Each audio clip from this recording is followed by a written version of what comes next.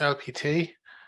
So what is LPT? It's an annual charge on the market value of residential property. And essentially the property has to be used or suitable for use as a dwelling. Doesn't apply to commercial property, doesn't apply to development sites, doesn't apply to farmland, doesn't apply to a property occupied by somebody who's permanently and totally incapacitated, and doesn't apply to an uninhabitable property.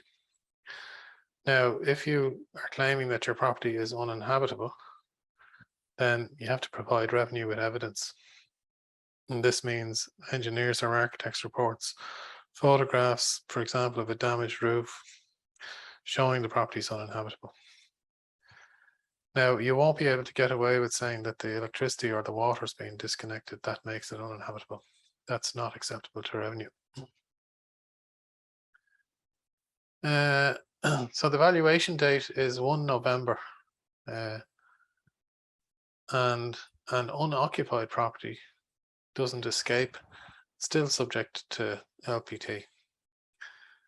Residential property includes the driveway, the garage, the shed, and gardens or lands, up to 1 acre.